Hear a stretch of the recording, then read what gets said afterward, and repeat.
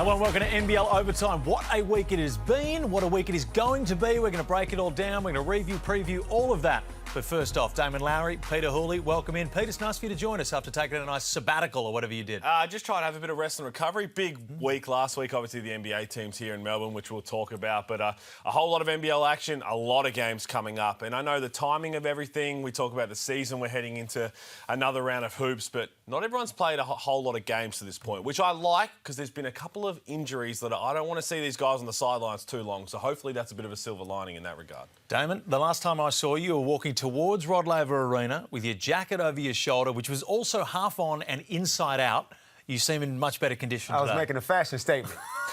as I passed you going in the opposite direction after your confrontation with Kevin Garnett. Yeah. That is defamation. Defamation. He was not happy with you. He was not happy with a lot of things, but it certainly was not me. I just happened to be in his path. Direct line. At that point, and I'll tell you what, I got out of it immediately and we moved on. But what a weekend it was with the NBA teams out here. Ray Allen, Kevin Durant, Kevin Garnett as well. That's why he was upset. That's probably why he's upset, because I was an answer to that. But it was absolutely fantastic. We're going to break it all down. But first off, you are the master of propaganda. You're unbelievable. Some people are actually starting to believe it. You're that good. But the Hawkies are 0-2. And surely, with as much reason as you can produce, you're worried right now. No, I'm not. As a self-proclaimed, unofficial spokesperson of the Hawks, there's no need to panic. We don't panic in the gong. We got a couple of players out. And when those couple of players come back, Dave O'Hickey, Sam Frawling, things are going to be right again. So right now what we're witnessing is only 2 games. But a couple of players are down in form, and we got an import playing kind of out of the role that he was brought in to do. So I feel like once the troops come back and everybody goes back to their normal places, Pete, things will be fine. Yeah, it's not panic stations, just 2 games in. And funnily enough, people were asking me last week and someone said, do you think this is a championship hangover for the Hawks? And I don't think Justin Tatum would go close to allowing a championship hangover, so I'm completely ruling that out. This is just a team that needs to find its feet. And again, the role clarity, trying to understand that and the changes, especially with the new import. You talk about McLaughlin. He's copying it a little bit right now for not performing to a starting point guard level. I understand why he's copying that when you've had 2 losses, but this guy was brought in to be the backup to Dave O'Hickey. Dave O'Hickey right now is the most important piece to the Hawks. They need to get him back from this eye injury as quick as possible. How do they keep their head above water until then is something I need to keep an eye on. But he is so important. Froling will come back at some point. But the whole team makeup, this is not where McLaughlin was brought in to be, hey, score 25 a game. That's not what they signed him as. I'm glad you brought that up because you're right. Ja'Cory has been copping some heat. He is not Trey's backup. He's not supposed to get 17 points a game. Davo is Trey Kell's backup. He's the one that's supposed to get the 17 points a game. And last season, Davo averaged 10 points a game in like 21 minutes. He did other things too. He filled up the stat sheet.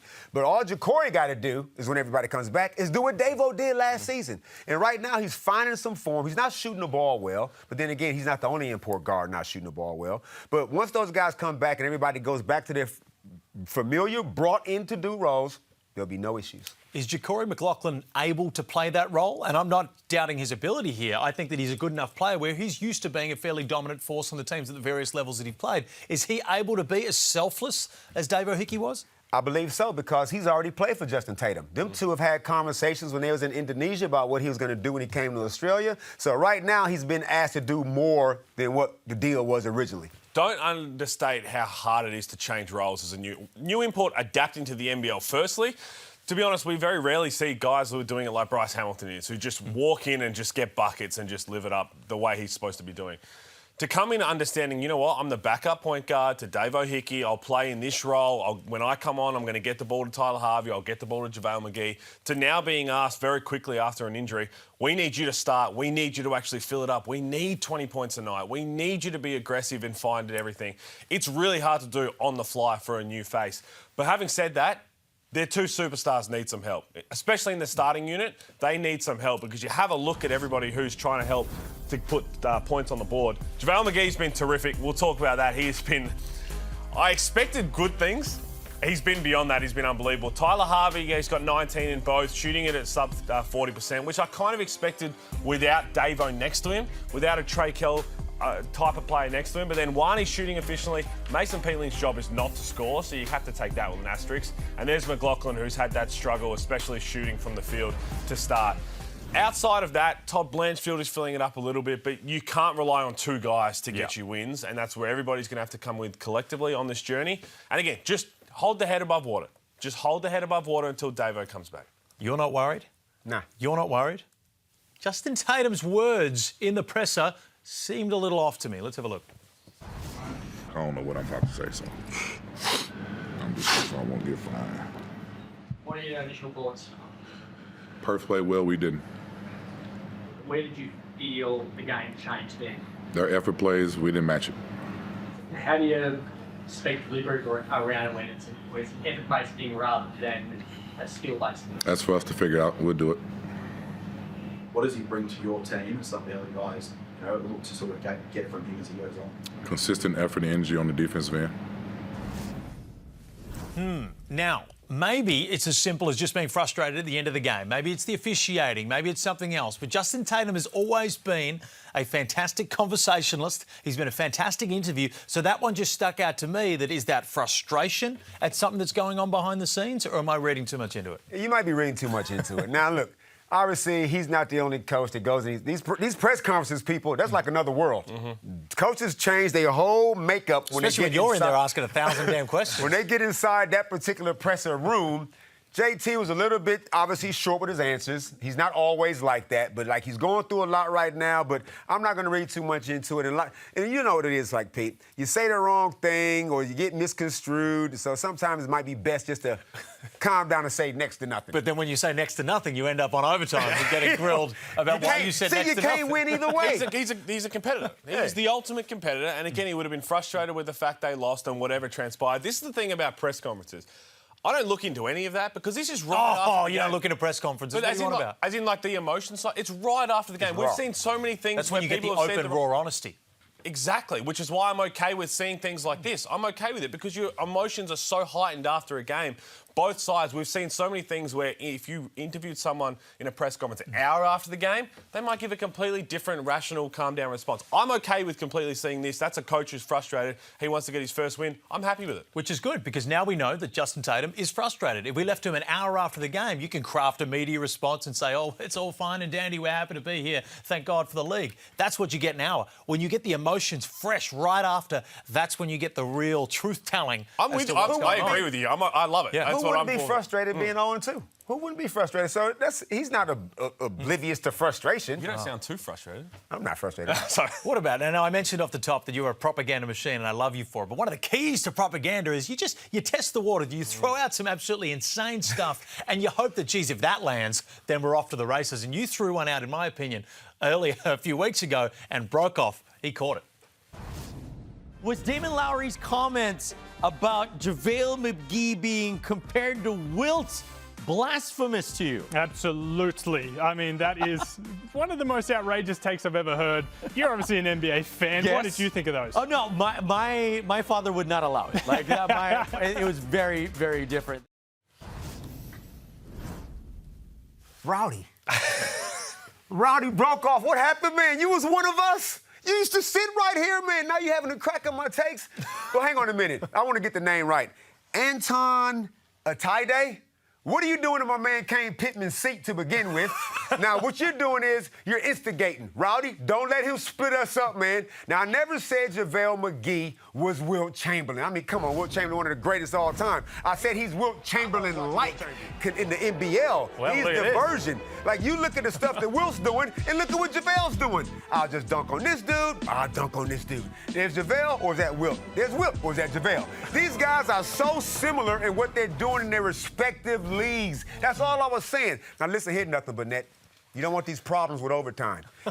Do not turn this into a take war, because we'll crawl all up in your takes, and it's not just me, it's all of us, right? I will say, and I'll back you up with this one, because if JaVale McGee, and this may anger some real diehards, if JaVale McGee was playing back when Wilt Chamberlain was playing, hey, we wouldn't be talking about a one-off 100-point game.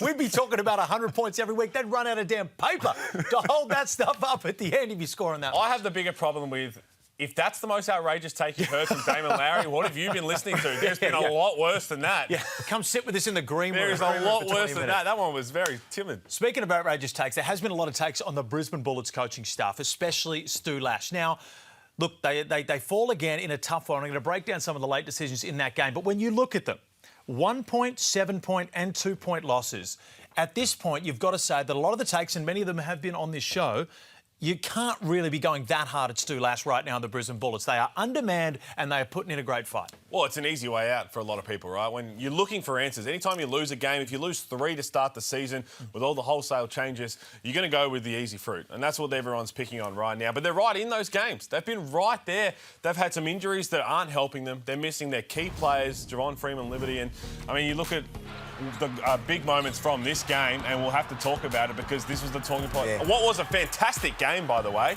You don't want to see it end like this. Nah. And I'll tell you what, like I said last week, people got a thing, they want to see it one way, but it's the other way. And the Brisbane Bullets are okay with whatever Stu is doing and Greg Vanderjagt being the offensive coordinator. I'm sure D-Max got his own roles, and we can't wait to get stuck in that particular play. But if they was getting beat by 30 every game, then we could have something. But right now, they could easily be 2-1, and they playing, like you said, Pete, down 3 starters and their captain, Mitch Norton. So, I got no issue. And we're going to break down these plays, but there is one final thing that I want to say on this when it comes to Stu Lash individually, that we've got schools of thought that are saying, look, this is all Stu Lash's fault that they're losing. He's not even coaching. If you're going to say that he's not even coaching, then the losses have to go on the assistant coaches. You can't be saying he's not coaching and he's responsible for the losses in the same breath. And that's what I've been hearing a lot online. It's either he's coaching and he's losing games, or he's not, and it's not his fault. So let's just make sure we keep that one in mind when all that happens. But let's get the footage back up of that final play there, because it's a tough one, Damon. I know you've got some real thoughts on it. Now, my thing is, this particular, I would like to see the one before it. This is 2 big boy basketball dudes playing right here. Magnay does this a lot. He reads it very well. Hang on a minute. Now, that referee on the baseline that came running out, waving his arms, going, yeah, that's a charge. He's a new dude. He's a new dude from I believe he's from America. Yeah. Import, don't know the league. Now, the previous play, when Torrey Smith-Milner took it in the chest, you know who was on the baseline who called that call? The NBL Ref of the Year, Vaughn Mayberry. Vaughn went like this. Nah. Actually gave him a flop warning. Now, between those 2 guys, there's a disconnect. I'm on more on Vaughn's side because he's done it. But to your point, Will Magnay has mastered this. He has mastered the art of putting his chest there and literally the perfect fall. The perfect fall. He tried against JaVale McGee, and they didn't call it. But he's going to get that call 9 times out of 10 because it looks so good. And he does it because he goes to battle with the physicality of the opposition big throughout the entire game. He reads when the shoulder drops. So that you look at it and you're like, OK, I understand. My biggest issue here is the same thing with if the other one is not, I don't care if it's a flop warning, if it's not a charge in the clutch moments, I don't want to see that one called either.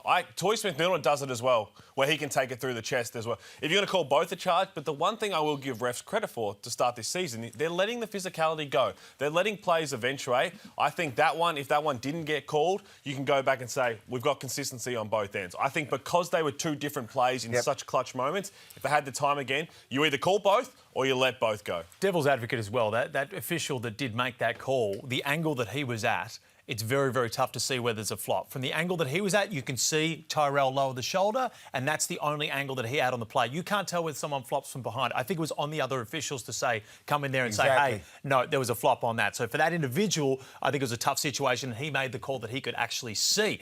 But back to Stu Lash, because that is the talking point for the Bullets throughout the whole year, and his press conference was certainly interesting post-game. You know, it's a very professional environment that we have going on, you know, right now in Brisbane. And, you know, if you're not in our walls every day, I don't expect you to understand, and you probably don't even have a right to have an opinion. For people on the outside to question that, like, I just have a hard time with that. Like, I've never been one that, you know, is going to listen to criticism from people I would never take advice from. So for those opinions to fly our way, especially this early in the season, like, I don't know, like, our doors are open. You want to come and watch practice, like, call us. You know, everybody has a right to their opinion. I just don't agree, like, without, you know, if you're not there every day, how can you shape that? I just have a hard time with that. I'm all for it. Cool, calm, collected. I thought a pretty big clap back to the stuff that's being said. Well, what I want I thought you were going, you told me you wanted to have something. what I do agree with is it's still very early in the season, right? And again, a lot of people you're going to cop hate. As I said, it's the easy fruit to be picking right now. But no one sees anything behind everything that happened in Adelaide last year, behind the walls, what happened in practice. No one knows what truly went on because that's what teams deal with. Teams deal with adversity, teams deal with injuries, teams deal with dysfunction. Everything throughout the course of a season. There's like 30 games left for the Brisbane Bullets. They haven't had some superstars available. Javon Freeman-Liberty's been out. There's so much that hasn't gone in their favour. So I can understand. And to be honest, I know a lot of coaches around the league don't want to be hearing all this when you've got under the pump, when you put under the microscope. It finds its way to you somehow. You're not going to be there scrolling through all the comments. No. It finds its way to you somehow. There's two things. He's watching. There's two things, right? Number one is we can have whatever opinion we want, man. Yeah. Don't tell us not to have an opinion. And we don't need to fly all the way to Brisbane and go to your practices and see what you're in there doing. We watch the game like everybody else, and we all have opinions. I got an opinion on you. I got an opinion on you. Hang on. I got opinions. So we can do that. Two is, I don't personally care what the coaching situation is. I said this last week.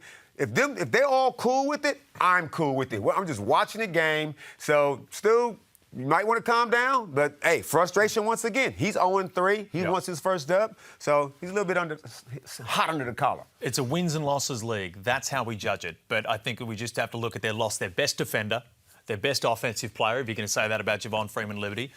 You're not going to be able to contend in a huge amount of games when you lose that sort of cattle on the floor. Yet they have been, and they've been close losses. So I think any of the talk that this whole Brisbane thing is a failure is incorrect for the most part. And again, we haven't seen like a coaching setup like this before. So of course it's different. Of course you're going to question it because they're 0-3. I understand that, and again, I think you have the right to completely question it right now. But let's just see what happens. Let's address this in December once everything comes back. More power to you, Stu. What about the Cairns Taipans? Jack McVeigh, the $1 million man, didn't quite work out for them this weekend. Now, I have been openly critical about it, and I backed back a little bit. Now, like a game of chess, I move forward again into that same camp. But the Taipans, you just got to be consistent. Let me ask you this then. So last week, you said that Jack needs to be like this for the whole season. Yeah. So he had a bit of a stumble last game. So from his $1 million pay, what is he worth now to you? I think he gave about $600,000 worth this weekend. This weekend, he gave about $600,000. I think the other weekends, he was living up to the $1 million tag. This weekend, we took a bit of a hit. The economy's it's not a friendly place right now. I tell you what, 600 for 9, 8 and 6 turnovers. You could do the 6 turnovers for a lot less than that. You know how much playing in the NBA adds to your pay packet, so I'm including that one. No, look, it was a very poor performance by the Cairns Taipans as a whole. And I know Forty had some things to say in the press conference himself, saying that it was a tough week for everybody from after two big games the weekend before. Defensively was what really let them down. And I called that game and I said, you know what, that's going to be something that Forty addresses is if the scoreboard's not ticking over and Adelaide are hitting everything, playing really well, what do you rely on? The good teams, the great teams, the championship contenders can say, you know what, if we can't score, you can't score. And we're going to continue to defend together. And it all starts with Marcus Lee. Marcus Lee cannot pick up ticky-tack fouls right now with Sam Wardenberg injured. He picked up the first one, then he picked up a second one, had to sit down, and then Isaac Humphries went berserk, and they were chasing their tail after that. But they have to be a whole lot better defensively. They know that, and they have to turn it around. They're 500. They're 2-2. There's no need to panic in Cairns. Now, look, they wasn't a good defensive team last week. And if you look at it, they probably wasn't that good of a defensive team in the game they beat Sydney, if truth be told. But it takes a while. You just can't just go to sleep and wake up and be a great defensive team. This takes time to build and gel. So we're going to pump the brakes a little bit, but acknowledge that what they dished up was not good enough. And 40 will address it, and hopefully those guys respond. But they don't have that point of attack perimeter defender. Right? I think there's an opportunity for Mag and Higgins-Titcher to go in there and say, you know what, I demand to be this guy. I can prove it to you. I can lead from the front. Their best defender is probably Marcus Lee. So it's important to have that foundational piece down low, and I keep going back to it. I've called a couple of their games now. Any of those silly fouls, he simply cannot happen because it just zaps it all out of their Cairns team. Certainly can't. I'll tell you what, it's time for It Ain't No Cupcake League, and these NBA games during the weekend just had me thinking about our man Corey, because he would have been absolutely losing his mind. He would have been rubbing shoulders and trying to get as awkwardly close to this NBA talent that he possibly could. We know that. But let's kick this one off, because Damian Martin, he's the most selfless player in NBL history. Yep. He's a great leader, a great point guard. Yep. But he's a superstar there in Perth. So you'd think he would have thought when he gets the phone, someone wanted a selfie with him. But no. This group of girls has said, hey, old man, who we don't recognise because we don't look at the rafters at the jerseys that are up there, take a photo for us for Instagram, because we're sitting courtside. Our parents are probably loaded. Ridiculous. I reckon he only took one, too. You've got to take more than one. They're really scary situations, yeah. Well, I'll tell you what, those girls were living in another world. They didn't know about superstars and their whereabouts, but they may not have been the only ones. So you got outside and had a look around, Damon? Yeah, good vibes out there, man. Like I said, the weather's good. You know, the school holidays, you know, Taylor Swift was in town. The city's buzzing. So, yeah, it's just all happening out there. Taylor Swift was in town? That's what I heard. No, she's dropped a new album, but I don't think she's in town. It wasn't her? No, I'm pretty sure it was. What was it? I don't know, but it wasn't her. Oh. I'm absolutely certain it wasn't her. Hold on. Hey, Damon. You run 100 Ks a week. You are young at heart, but Andrew Gaze doesn't even know how to work the Huawei phone that he has. And even he knows that Taylor Swift, the biggest pop star in the world, is not in town. I messed that up. Who did you see? I was confused. No, I thought, you know, did she make a movie or something? Oh, my God, stop. Oh, God. Did she do something like... Put an album out. Put an album out. Hey, look, I'm not a Swiftie, obviously. Okay. Well, it was a great weekend. Again, there was like over 60,000 people packing around. They wanted to see the fan fest. Everyone wanted a taste of Zion Williamson. Fans were going berserk. Some fans tried to get a little too close. Have a look at this fan. Oh, no. That is a bad edit. Security had to stop this fan trying to get too close to Zion. How does he even get on the court? This bloke hiding under a hat, and security, I tell you what, he does a great job, that man. Was all up and in saying, you cannot get this close to the superstar. I go and try to say hello to my man Shannon. It's terrible. Bad edit. That's the second bad edit I've had. Another one, and again, we miss him on the show. We love what he does, but Derek. Kelsey's doing a great job. But you can't leave our man Coase hanging. This happened a couple of weeks ago, and I remember it, and I'm like, come on, man. So he wanted to give a little... And then... He got it back straight up. Hey, good recovery. Good recovery. My man stole it away. Come on, Kels. Kels has been balling, too. Oh, look. The commitment to stay to it, that's why we love you, Copes. Kels, you got to be better than that. Yeah. Keep working on your game, though. It's early season. We're not going to panic. Now, because of that, you know, unfortunate incident when you're trying to crash the Zion Williamson's party... Happens.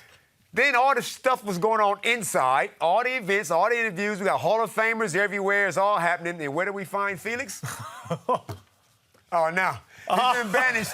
He's outside. And I just want you to know, folks, it was drizzling rain at the time while all the action was on the inside. So, Felix, man. I will say, it was quite a humbling experience, the fact that there was an NBA team in town for the first time ever, and they ditched my ass out to the fan zone to interview just whoever they wanted to throw out there. You looked warm, at least. I had a great time with a whole lot of development players throughout the weekend, just doing some fantastic interviews. We're going to cut to a break and break down the season afterwards. Bye.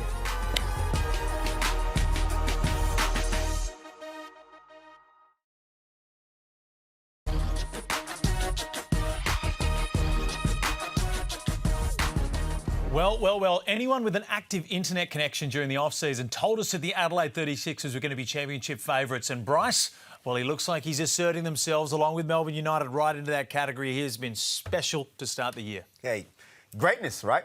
Now, I thought early in the season, when I left them out of my first team All-NBL, it was based off of Trez would be there. I thought the dynamics was going to not suit it. I'm just saying. That you've got the no. That. I'm saying. But now Trez is not there. 20 points is gone. 10 rebounds is gone. And Bryce is clearly going to be Bryce. But he's even more so because he doesn't have another guy that he needs to feed as much. So anyway, I'll leave it at that on the Trez part. And the fact that New Orleans came to town means that's why Kendrick won't make it. Is there some sort of connection I'm there? just saying. Bryce, the Adelaide 36ers team is now constructed differently without Trez. It looks fantastic in that game. So, no, Bryce is going to... Are you backtracking on the All-NBL team now? Is it your chance to do it? I'm not doing it right. I'm backtracking, yes, but them preseason predictions, man, I told you I don't like them. I have a problem with that now because you just said Bryce will always be Bryce. Yeah, but like I was saying... If he's always Bryce, he's an All-NBL first team. That's all he's known. Move on, man. Hey, Damon. Get back up here. He looks terrific. They all look terrific right now. Everything's flowing. It's still early.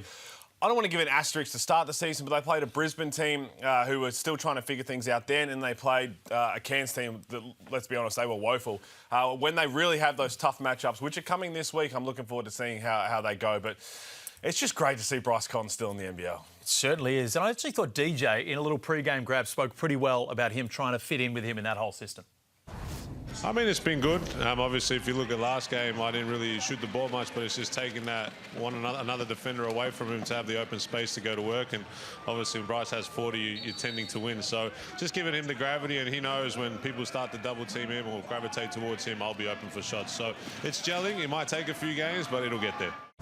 And here's an example of that gravitational pull that very few players have. So this is the first play of the game. We all knew it was going to DJ, but have a look at all the Cairns heads. Everybody's focused on where's Bryce. It's a simple little down screen. DJ gets open, knocks it down. It would be so fun to play with a guy like Bryce Cotton, knowing that everybody has to stare at him. Everybody has to look. There's confusion on the backside. No one knows where to go because 4 other guys are so focused on Bryce Cotton in a ball screen. The confusion leads to another Vasiljevic 3. He's licking his lips this season, understandably so, and it doesn't even have to be confusion. It doesn't have to be massive moments. Little milliseconds here. When you're guarding him, you should be looking at the roll here. Instead, they go for a down screen, and look at the space DJ Vasiljevic gets. When that signing happened, he would have been the most excited player in the NBL because of reasons like that. There are very few guys who have the gravitational pull on the court like Bryce Cotton does. And Bryce being unselfish and understanding, like, I can get you open, I can get guys more involved, and I'm always going to be able to get mine, so it's no issue for him.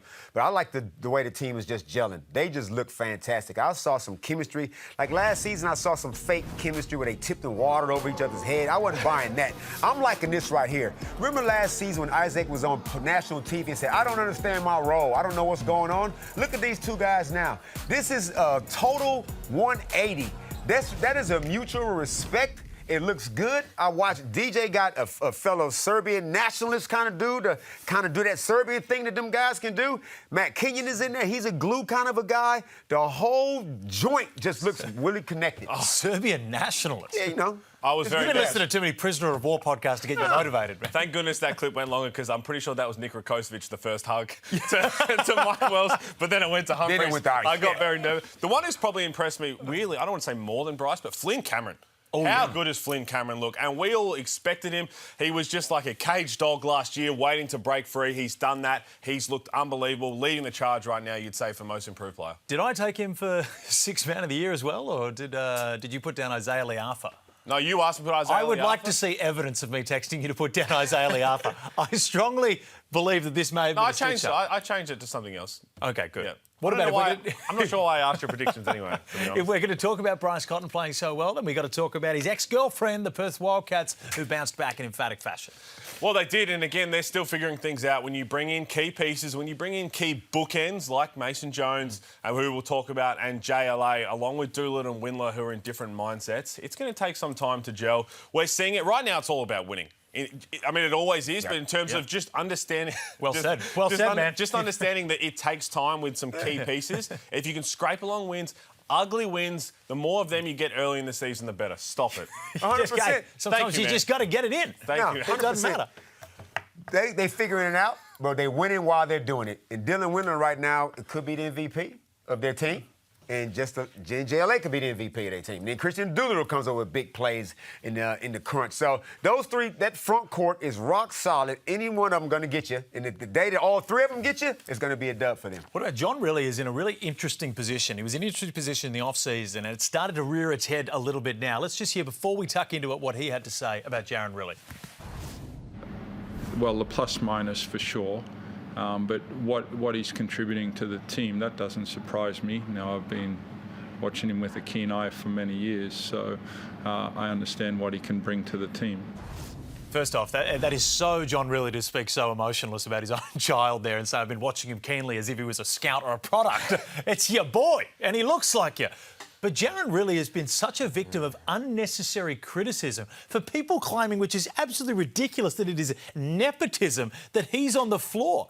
This guy came from a good college conference where their team made the championship game, and he was a pivotal player on that. The same conference as Tyler Harvey came from. This guy's going to be a solid NBA player. Not an NBA, a solid NBL player. I find it one of the most ridiculous storylines of the season is that Jaron Rillie is not deserving of the minutes he's getting. Oh, I think that we're starting to see now people backtrack on the initial, the signing, but also when he was thrown in there in that New Zealand game, some people straight away was like, there's no way. Like, as soon as that signing happened, and even when I was talking to JR before all of this kid can flat out play, and you're seeing it right now, and I'm so grateful it's happened early. The last thing that would have been bad is if they came on already losing that game in New Zealand and it didn't go his way, what would have transpired after that? I'm fascinated to see what moves forward here because he is deserving of more minutes. The plus-minus, you might not like it. I think it can be a really big indicator. When he steps on the floor, good things happen. And the one thing for the Wildcats, they haven't figured out that those minutes in the point guard position right now. Mason Jones has moved to the 2. They got Russo Nance in there starting. Ben Henschel plays a little bit of that role. But there are minutes there up for grabs, and right now, he's the most deserving of anyone. Man, Jaron, the team was already set. He comes in and gets the last, development spot. He's not a development player. Dad knows that. But, Jaron has his dad's gene. He has the whole clutch, the whole toughness. I don't give a damn. It's going to come out there and hoop. Like you said, looks like John if he was trying to hide out in Mexico somewhere with a wig on, looks just like him. That's what I'm saying. What he has is poise. And Jaron, I'm not a big plus-minus guy neither, but 46 plus 46 is outrageous. But he just brings them a nice, calm, and steady influence. Is he a point guard? I think he's more of a point than a 2. Let's just call him a combo. You're not taking the ball from him. I saw guys try to crawl up into him, up the floor. He can handle the ball. He makes great decisions. And then when you leave him open, he makes you pay. Russo Nance, Jaron Rillie, which way are you going?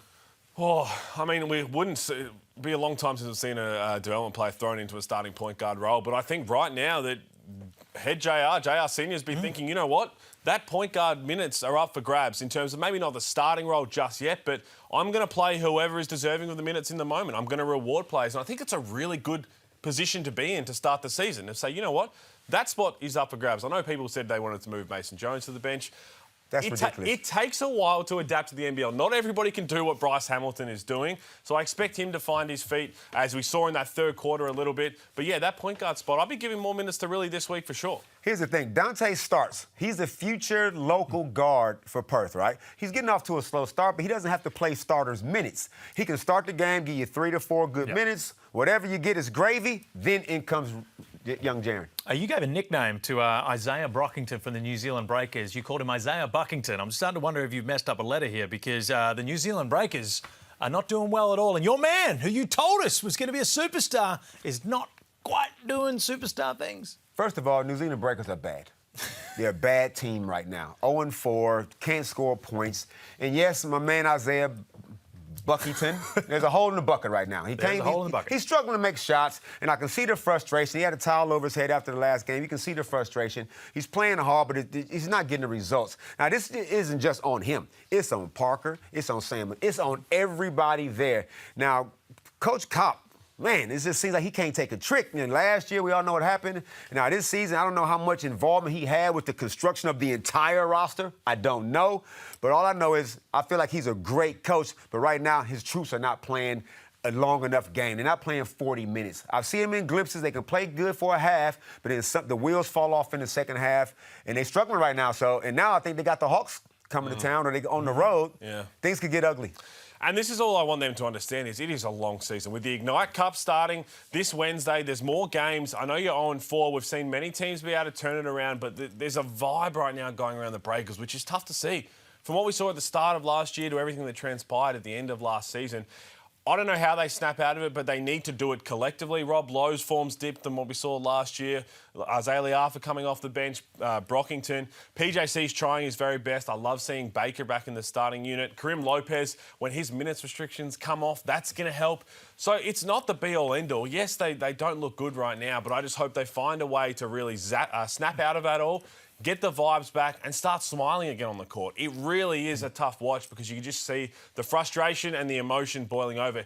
You're 0-4, it is not the end of the world. It's like they're waiting to lose. It's like how long before the wheels fall off? And the issue is, New Zealand, credit to them, are trying to change the culture and bring it back to what it was. That doesn't happen overnight. So that is going to take time. And I trust the ownership. I trust the new management. They could be able to get it done. But right now, on the first year of the culture change, you got to start stringing some wins together. And I know Coach Kopp said after, I think it was their third loss or second loss, they weren't in game shape and they haven't seen that so far. So that is an issue because normally when you get these 0-4 moment and everything's going south, you have that line in the sand moment where you say, you know what, everybody just have a day off completely, get away from it or come together where if you need everybody to get up in shape, they're going to be continuing to grind and you feel you're trapped in this quicksand during practice where the harder you fight, just the deeper you sink. Stay with it. It is a very long season. We need to see a whole lot more for sure. But that negativity you talk about, not so much negativity, but that waiting to lose, it can be contagious, and I think there's too much talent there for them to continue this way. From negative to positive, to continue your thought on talent, Kendrick Davis and the Sydney Kings. Now, we'll touch on the Sydney Kings, but are we in another two-man fight for the MVP? Because Davis is bringing it just like he did last year and is living up to the expectation and the paycheck that the Kings provided. As good as KD was last season to get runner-up MVP, I felt like this game was his best game since he's been in Australia. He got everybody involved. And normally, like last season, he would get you involved at the end of a shot clock when he couldn't get his shot. But now I saw him making early passes up the floor. I saw him starting the offense and then getting the ball back late in shot clocks. Then it's your time to go. He was picking his spots beautifully, making extra passes, trusting his teammates. Now, game one, he obviously took 27 shots, and obviously they all got together and said, yeah, not quite. Not just like that. But he's going to have his moments. But he was so complete as a point guard in that game. Like I said, I feel like that was his best one he's played. I'm not going to go that far because he had some ridiculous games. I know, but Ryan Broekhoff, see, outrageous. Point guard, though. I'm talking from a point guard's perspective. He's as good as Bob Cousy. I thought that was the way that he controlled everything. That was the thing that I loved, watching that game back and just, he picked his moments perfectly. Granted, he's playing against the New Zealand team we spoke about who are really deflated and flat right now.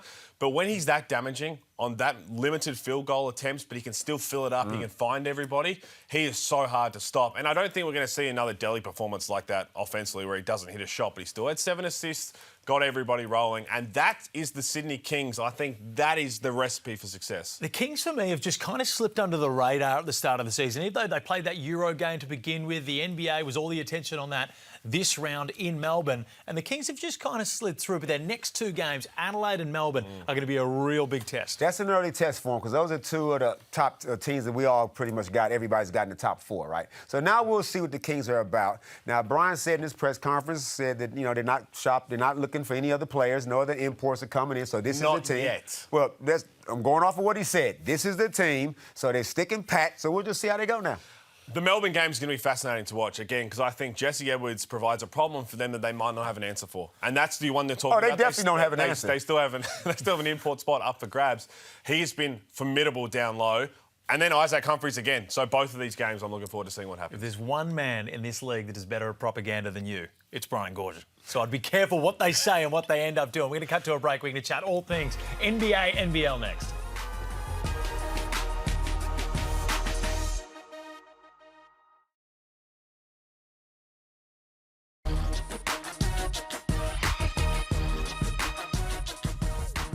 An historical weekend in the NBL with the NBA over here playing against the South East Melbourne Phoenix and Melbourne United, who both put in fantastic efforts. Melbourne United maybe a little bit more on the Friday night, but nonetheless, what a weekend it was for Australian basketball. It was fantastic, man. Like, I never thought I would see an NBA team literally here, like, in Melbourne. Like, where I'm from, Saginaw, Michigan, we don't have a team. We got the Detroit Pistons, but it's a long way to go to get to a game.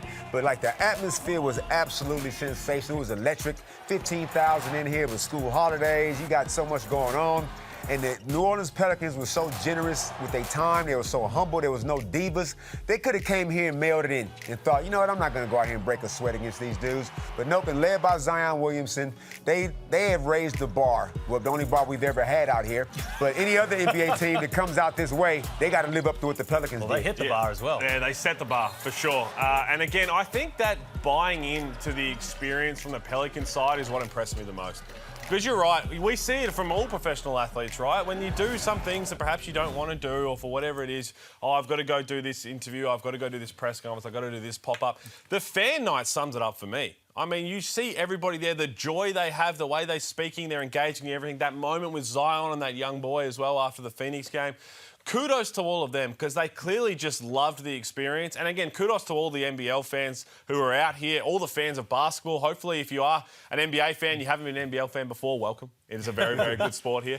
But to have all of that and to see the joy reciprocated on everybody's faces, it was just awesome to be a part of. And again, shout out to Ray Allen and Kevin Garnett. For them, they were popping up everywhere, really diving into the culture. For them to love their time here, clearly everybody loved them back, and that's why you could feel it all. Bang on, just to repeat what you guys have said. I think it's very easy for these million-dollar athletes, where we're a small island, and we've got 20 million people, we're a US state, for them to come out here and be as generous and not too cool.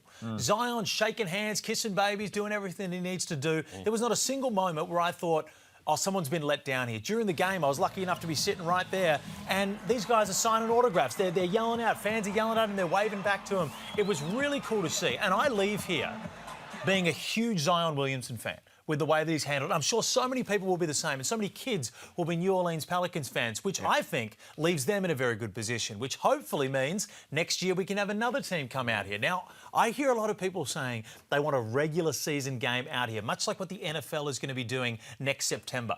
Do you guys want that?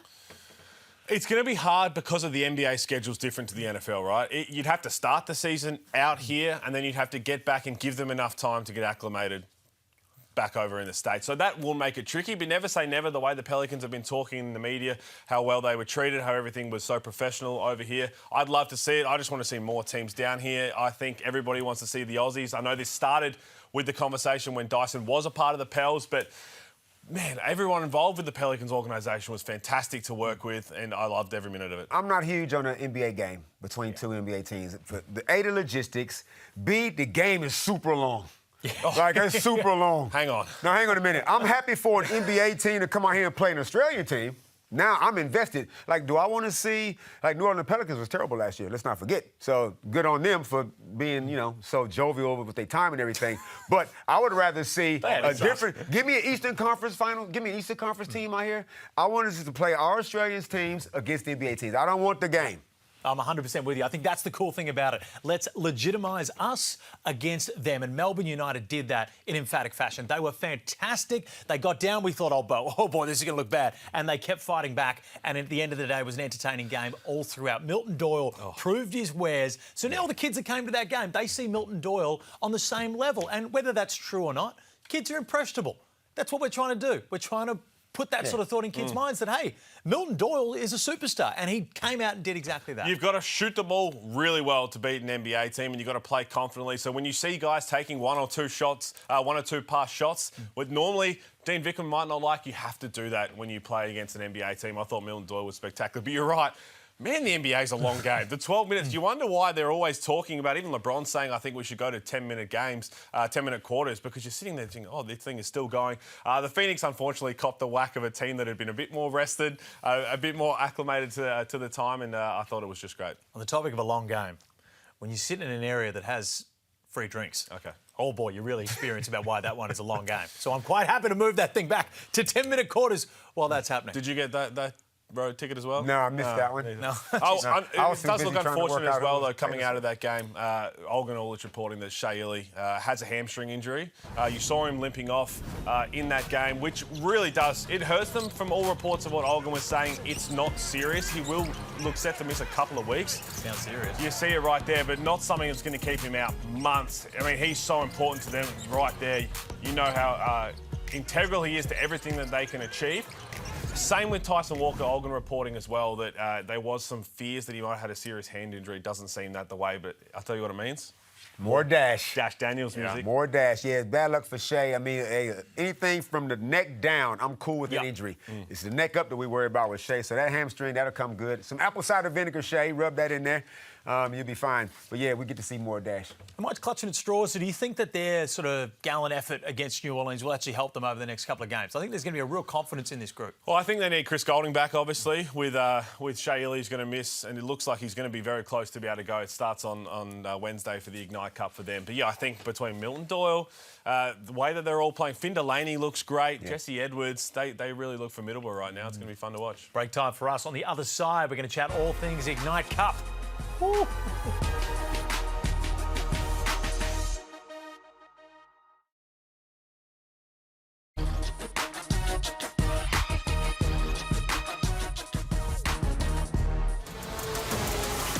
Hamilton stepping back. That is lethal. That is pretty. That's what it is. Pepper. Oh, Barney jumped into it. Pepper. It did not matter. He's hot pepper now. Billy Mitch fading away. Here's DJ at three-quarter time. Why not? They cannot miss. Well, shout out to Pete Hooley, who called that one perfectly on the DJ fadeaway. But look at this. Bryce Cotton sitting up there. Rain Smith up there as well. How long can he hold on in contention for the illustrious winner of the Mitsubishi Motors leading threes competition at the end of the year. I mean, that he gets them up. He only hit his first couple then on the home court for the first time, but sometimes you just get a feeling when you know where the ball's going, and it ended up working out. I'm probably, 0 for 20 on the rest at the start of the season, but I got one right. Certainly did. Hey, there's been something special happening almost every round. We had the EuroLeague games, then we had the NBA games, and now, finally, a lot of talk of it in the off-season, the Ignite Cup finally hits, Pete. Can't wait for this, the in-season tournament, and so it is obviously the 20 extra games, all going to be on Wednesday nights. They all count towards the regular season. There will be a final that is not counted because I tell you what, look at the bottom, Damon. 300 big that's all that ones matters. to the That's winner. all that matters. Stuff the extra games. Stuff whatever's happening. Every it's 300 grand to the team. $300,000 to the winner, and for second as well. That's not a handy thing to throw either. I know some teams might think, why do we have to do this extra stuff? Or why do we have to, what is this now? For $300,000. But I'll tell you what, just like last season, Cairns Taipans, that last game, how exciting was that game? Everybody don't make that big money. Everybody, there's some DPs out there, some 8th and 9th, some bench dudes are going, I would love a cut of that $300K. But that's the thing, the NBA Cup, and that's obviously what this is inspired off. The only reason that it works is because there is financial incentive. And it's not really for the stars, it's for the guys on the sort of lower end of the roster where, 30 grand in the back pocket is a huge bonus. That's a whole off-season trip if you want to live And we've all been lavishly. sitting here, fans, commentators, we all love watching NBL hoops, saying we want some more games. We've got it. Wednesday nights, starting this week, are going to be packed. We're going to have some fun on a pre-game show. We're going to be rolling out a whole different look for this Ignite Cup, and I cannot wait to start. Especially when you're me and you invoice individually for each game. As soon as I heard that there was another 20 games of the season, I said, thank God we're going to Europe this off-season. This is going to be fantastic. So thank you, Larry, and the rest of the team. More games equals more money for not just the players, but the commentators as well, Damon. Ain't that right? Ignition, flame on. Hey, it's got on my rundown here, introduction of the all-defensive awards, which I am vehemently against.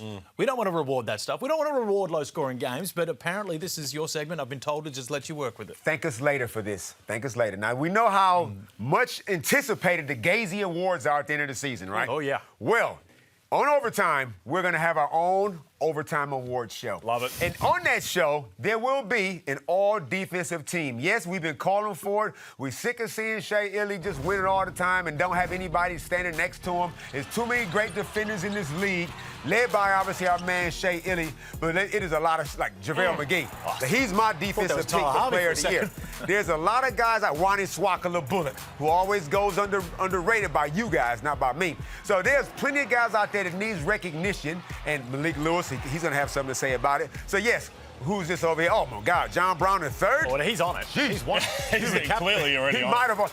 So what we're going to do is we're going to have not just an all-defensive team, Pete, but we might even have some other awards. No, I think we're going to have a lot of fun with this. You said the Gazies, obviously, that's the one, the MVP. We're against that now, though. Oh, we're against We're the against that. Gazies? Remember when we used to do Trash Talk, I came against this show because I used to say it was propaganda.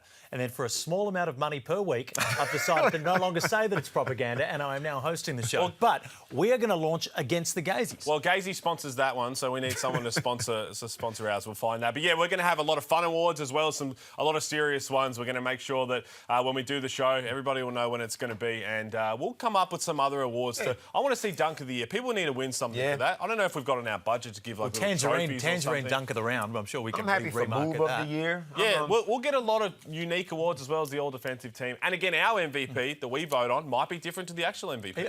As much as you're a propaganda machine, we are a democracy. So if you do want to tweet in what you think should be an award, then we're happy to chuck those ones in as well. And Damon, I think this is incredibly selfless of you, that you have offered up, of all the extra games this year and the money you're going to earn, as prize money for whoever wins the Overtime Award. Nah, that didn't happen. Well done, man. Not even close. Not even close.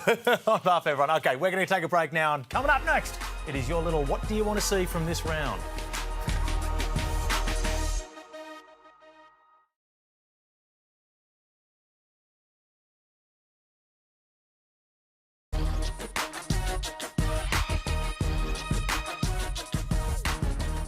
The energy is palpable in the Overtime studio, and for that reason, we're going to jump right into round 4. What are we watching? Who's on watch? Who have you got your eyes locked in on? I've got my eyes on the Double Bryce show. So Adelaide 36ers and Tasmania Jack Jumps. I don't think that either team has a defender for the other, Bryce. So I think that Bryce Cotton could really light it up, and I think that Bryce Hamilton's set to light it up as well. You really thought he did something there with the double Bryce show. Yeah. You said that with a bit of a twang in your voice. Well, no, because I was some real special name. I had more in my head, and then as I was saying it over and over during the ad break, I was like, that sounds terrible, terrible. So I just kind of... Lucky you landed on one.